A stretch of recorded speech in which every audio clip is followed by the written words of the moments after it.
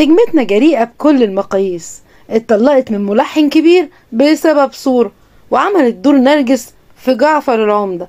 طبعا عرفتوه، النجمة منة فضالي. تعالوا معايا نتعرف على لمحة من حياة منة فضالي. اتولدت منة الله سامي سعد الدين الفضالي في 4 سبتمبر 1983 في القاهرة، واتخرجت من كلية سياحة وفنادق، وظهرت لأول مرة على الشاشة في مسلسل أين قلبي مع يسرى ومي عز الدين ومنة شلبي في 2002. وطبعا حجم الدور كان صغير جدا، كانت زميلة مي عز الدين، بس كان ناجح، مسلسل كان ناجح جدا، وهي كانت فرحانة ان ده اول دور عملته. من بعد المسلسل ده عملت كمان الناس في كفر عسكر، وشاركت في مسلسل حمزة وبناته الخمسة ومسلسل عفاريت السيالة. كل ادوارها كانت جميلة، وكانت بنت فرفوشة وجميلة. عملت افلام ومسلسلات كتير ناجحة، كان من اهم افلامها ضد مجهول، الشبح، أزمة شرف، ولاد أبو إسماعيل، الديلر، ليلة حب حلوة، زنزانة 7، وكتير قوي قوي من أفلامها الجميلة. من مسلسلاتها أين قلبي، سكن البنات، حب عمري، لما كنا صغيرين، الناس في كفر عسكر، حمزة وبناته الخمسة، قيد عائلي، وش تاني، مزاج الخير، جعفر العمدة، وسلسلة دم. عملت مسلسلات كتير جميلة وناجحة.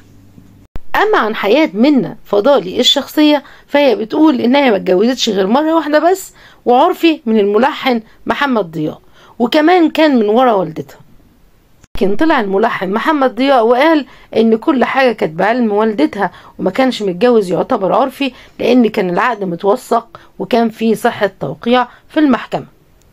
طبعا السبب الاساسي في طلاق منة، هي كانت بتقول ان هو ضربها، لكن طلع وقال واقسم بالله انا عمري ما ضربت منة، انا اقصايا زقتها وقلت لها ابعدي بس، لكن عمري ما ضربتها. لكن السبب الحقيقي لطلاقهم، ضياء قبل ما يتجوزها كان شرط عليها ان مفيش اي لبس عريان خالص تتصور بيه، ممنوع، هو ما بيحبش كده. لكن فوجئ بصورة هي كتفها كله كان عريان، وجسمها يعتبر كان مش مناسب بالنسبة له، فقال لها ما يصحش كده، وعلى طول راح مطلقها. وانا شخصيا شايفة ان منة اتغيرت كتير جدا، وبقت ناضجة جدا حتى في اختيارها لأدوارها، وفي لبسها، وفي تصريحاتها، وفي كل حاجة. فعلا عامل السن ان الواحد كل ما بيكبر كل فعلا ما عقله بينضج ويكبر.